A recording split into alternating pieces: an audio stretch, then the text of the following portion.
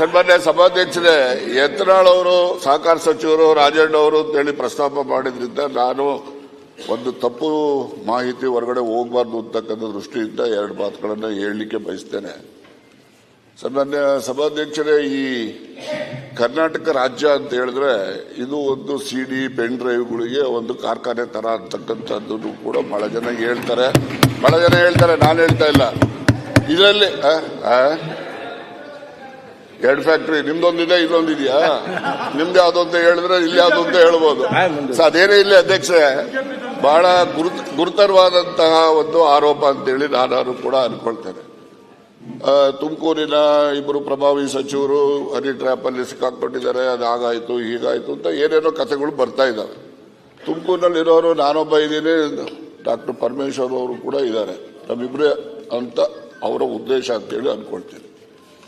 ಈ ಸಿಡಿ ಮಾಡ್ತಕ್ಕಂಥದ್ದು, pen drive ಮಾಡ್ತಕ್ಕಂಥದ್ದು, ಇದ್ರ ಬಗ್ಗೆ ಸುಮಾರು ನಿಮ್ಗೆ ಹೇಳ್ತೀನಿ. ನನಗಿರೋ ಮಾಹಿತಿ ಅಂತ 48 ಜನಗಳಿದ್ದಾರೆ, ಒಬ್ರು ಇಬ್ರು ಇಲ್ಲ. ಅಂದ್ರೆ ಒಬ್ರು ಇಬ್ರು ಅಂತ ಹೇಳಿದ್ರೆ ಬರೀ ಇವರೇ ಅಂತಲ್ಲ, ಅವರು ಇದ್ದಾರೆ.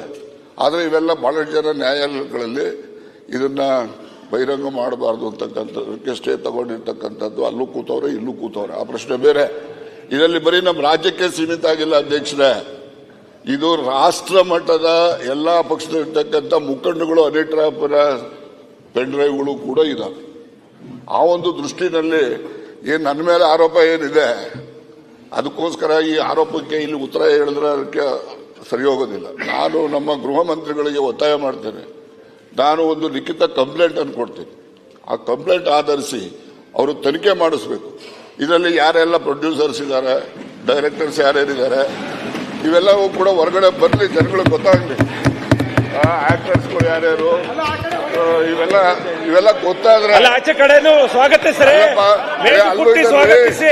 ನಿಮ್ಮಲ್ಲಿ 48 ಜನರದು ಪೆನ್ ಡ್ರೈವ್ಗಳಿದಾವೆ. ಇಲ್ಲಿಯವರು ಇದ್ದಾರೆ, ಅಲ್ಲಿಯವರು ಇದ್ದಾರೆ. ರಾಜ್ಯ ಮಟ್ಟದಲ್ಲ, ರಾಷ್ಟ್ರ ಮಟ್ಟದಲ್ಲಿ ಇರ್ತಕ್ಕಂಥ ಎಲ್ಲ ಪಕ್ಷದ ಮುಖಂಡರು ಕೂಡ ಇದಾವೆ. ಅದರಿಂದ ಇದೊಂದು ಪಿಡುಗು. ಇದು ಸುಮ್ಮನೆ ಯಾರೋ ಒಬ್ರು ಮಾಡಿದ್ರೆ ಎಲ್ರಿಗೂ ಕೂಡ ಅನ್ವಯ ಆಗೋ ರೀತಿಯಲ್ಲಿ ಅದನ್ನು ಆರೋಪ ಮಾಡ್ತಕ್ಕಂಥದ್ದು ನಿಲ್ಲಬೇಕು. ಜನರುಗಳಿಗೆ ಏನು ಸಾರ್ವಜನಿಕ ಜೀವನದಲ್ಲಿ ಇರ್ತಕ್ಕಂಥವ್ರಿಗೆ ಹೊರಗಡೆ ಗೌರವ ಬರಬೇಕು, ಆ ರೀತಿ ಆಗಬೇಕು ಅಂತಕ್ಕಂಥ ಉದ್ದೇಶದಿಂದ ನಾನು ಗೃಹ ಮಂತ್ರಿಗಳಿಗೆ ಒತ್ತಾಯ ಮಾಡ್ತಕ್ಕಂಥದ್ದು. ನಾನು ಲಿಖಿತ ಕಂಪ್ಲೇಂಟ್ ಅನ್ನು ಕೊಡ್ತೇನೆ.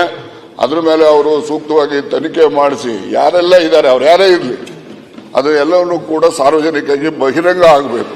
ಸುಮ್ಮನೆ ಪಾಪ ಈ ರೇವಣ್ಣವರು ಅವ್ರದ್ದು, ಅವರ ಇನ್ನೊಂದು ಕುಟುಂಬದ್ದು ಇವೆಲ್ಲ ಬರ್ತವೆ. ಈಗ ನನ್ನ ಮೇಲೂ ಕೂಡ ಅಟೆಂಪ್ಟ್ ಮಾಡಿದ್ದಾರೆ ಅಂತಕ್ಕಂಥದ್ದಕ್ಕೆ ಪುರಾವೆಗಳನ್ನು ಇಟ್ಕೊಂಡಿದ್ದೀನಿ ನಾನು.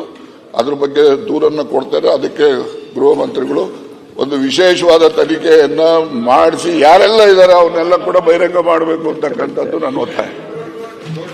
ಅಧ್ಯಕ್ಷ